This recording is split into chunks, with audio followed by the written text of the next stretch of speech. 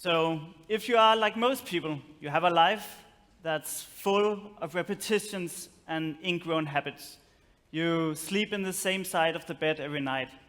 When you wake up, you sit on the same side of the table. You eat the same breakfast. And when you go to work and you want coffee, you go to the same coffee shop and you order the same type of coffee as always. And when you come home in the evening and you don't have time to cook, you call up your favorite pizza place and you order the same pizza as always. And if you don't take care, your life can easily end up being one long repetition, day in and day out. So today I've come here to propose a method that will help you avoid this by changing how you make decisions. So for me, it all started when I was living in an apartment with a friend of mine. And we were not very good at cooking, to be honest. So we found ourselves sitting with the pizza menu, trying to decide what to order. And it was a tough choice, but in the end, we always ended up with the obvious choice, the number 12 with chili.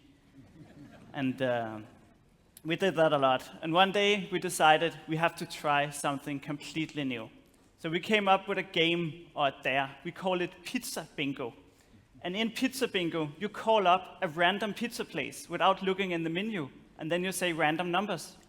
So you say, hello, I need a number 16, and can you also make me a number 61? And then you eat whatever you get. And when you have the pizza menu, it can actually be quite difficult to find a pizza you like. When you buy pizza by random choice, you quite often get a pizza you don't actually like. But the worst thing in Pizza Bingo is not getting a bad pizza. The worst thing is getting a thing that's not a pizza, like the large bottle Coca-Cola. Or even worse, this is the absolute disaster, the small mayonnaise. So we played a lot of Pizza Bingo, but you can't live from pizza alone. I tried, and it did not end well. So in the end, we decided we have to get started cooking. So we took the cookbook, but you have a lot of choices. You have 500 pages in the cookbook. So we couldn't figure out what to cook. So we invented Cookbook Bingo. And in Cookbook Bingo, you take a random cookbook and you open on a random page, and then you cook whatever is on that page. And we ended up having to cook a fairly complicated dish of chicken soup with homemade coriander pasta. And it took more than 3 hours to cook. And we didn't have all the ingredients, so we had to go to the supermarket and buy expensive ingredients that we never used again. So it also ended up being extremely expensive. And I have a picture of the dish here. So as you can see, we even invited a friend over to celebrate this huge success. And as you can see, there's not enough food for 3 people here. So we were back at ordering pizza that very same evening. So we gave up on Cookbook Bingo. But sometimes it's also nice to go out and have a drink. And we always had the problem that we couldn't choose what drinks to drink in the bar. So we invented Drinks Bingo. And in Drinks Bingo, you say a random number before you go into the bar. Then you go straight to the bartender, you take the menu, and you count from the top. You might say number 5, and you say count 1, 2, 3, 4, 5. And then you buy whatever that number 5 is. And you always hope for the gin and tonic or the mojito. And for some strange reason, you always end up with a very spicy margarita. So the next big question is where to go to have those drinks. And we always went to the same bars, so we thought we can do better than this. So we came up with a concept that we call a night on the town bingo, where you go to a random town for a night out.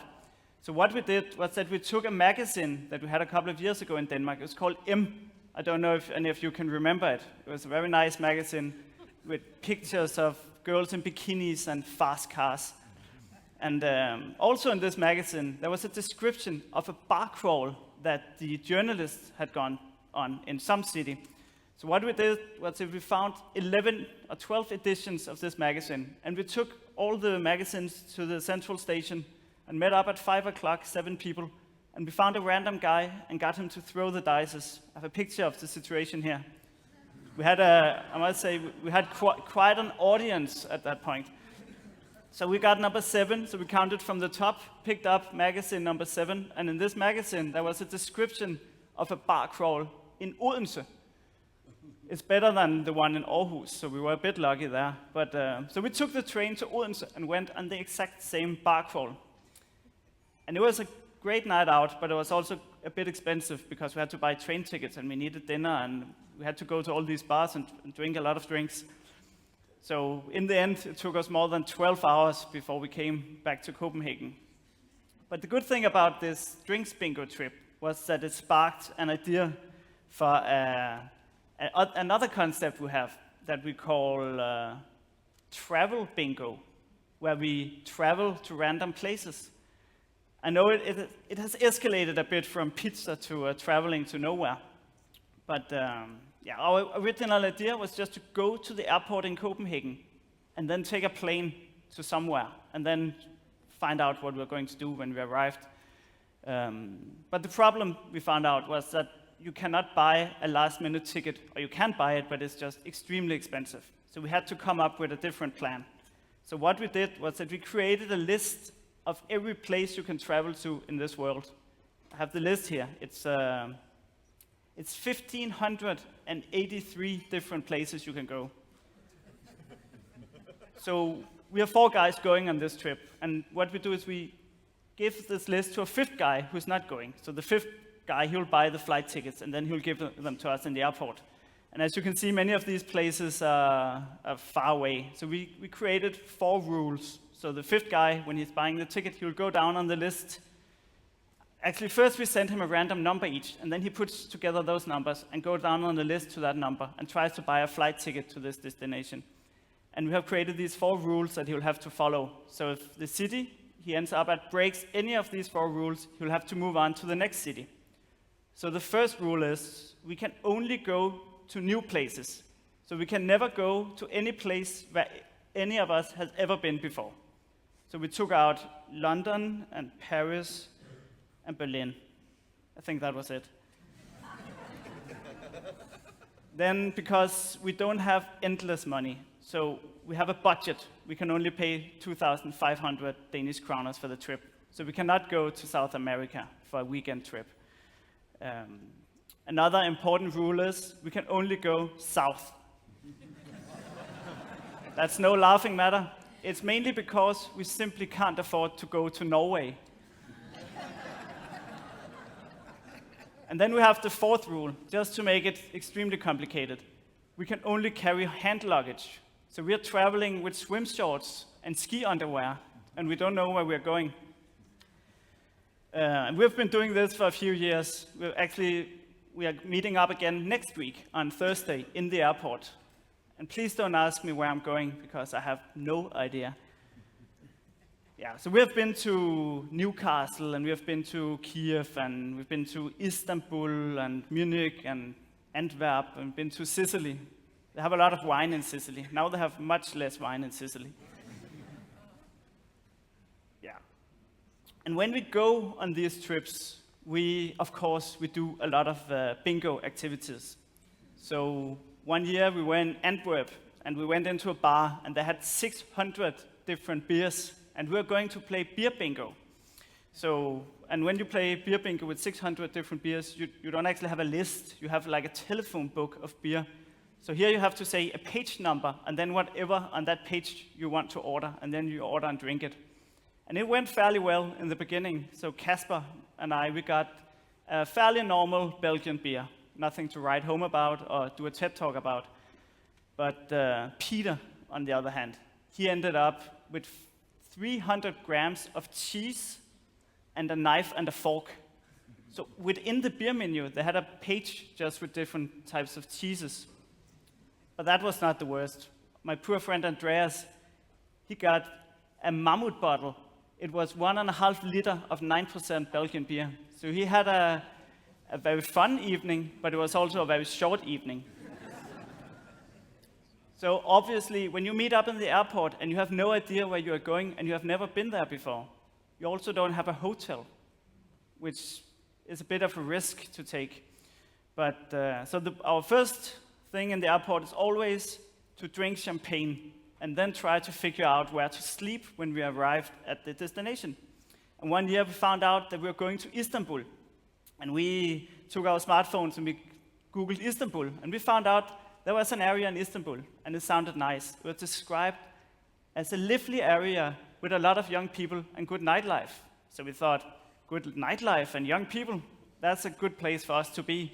So we booked an apartment on the central square in this neighborhood, and we looked forward to going to Istanbul. And I must say, they have some crazy parties in Istanbul. One night, we were in the streets, and there was this spontaneous street festival with a lot of happy young people drumming on things and yelling. And I have a picture from that night here. So in 2013, Travel Pinko brought us to Istanbul, and we rented an apartment right on Taksim Square the day that the Gezi Park riots started. So as we say now, embrace uncertainty, but bring your gas mask. So as you can understand, these activities are mostly for fun. It's fun to taste new things. It's fun to drink spicy drinks. It's fun. It's actually a lot of fun to watch your poor friend eat pizza with goat cheese when you can see he hates every bite. But there's also a larger perspective to this. Many people always choose the safe option. They do whatever they can to eliminate risks and uncertainties in any activities they participate in. And I believe it's a deep-rooted part of human nature to do this. But when you do this all the time, you also remove the joy of experiencing the unexpected. Take, for example, New Year's Eve. Many of my friends, they complain every year about New Year's Eve. They say, it's an overrated party. It's not as fun as it's supposed to be. I was disappointed about whatever. And I believe the reason why people always complain about New Year's Eve is because they plan too much. They have the perfect dinner set. They have the wine, they have the champagne, they have the fireworks. They even have a playlist for the music all night. And then when they have the party, they have so high expectations that they end up getting disappointed. If you try to think about the most fun night you have had out, or the most memorable episode on your last vacation, my guess is that something happened that you didn't plan. Maybe you met some new people, or maybe you planned for a quiet night at the hotel, but you ended up drinking vodka with a homeless guy in the rain, and you were wearing a cowboy costume. Something happened that made that night fantastic, and you didn't plan it. I have been doing these bingo activities for a long time, for small decisions and for large decisions. And recently, I used bingo for the biggest decision of my life.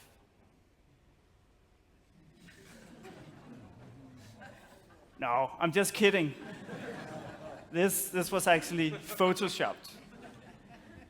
So I like surprises and random things and experiencing things I didn't plan for, but I don't do bingo all the time. I use it selectively to add the spice of uncertainty to my life. And it has brought me a lot of fun and experiences I could not have planned. And as you have heard today, when you get started with this, it can grow on you and it can become a part of your life. So I dare you to bring bingo into your life. I dare you to sit on the other side of the table. I dare you to try a new coffee. I dare you to order a random pizza. I dare you to travel new places and meet new people. And when you do this, may the uncertainty be with you. Thanks.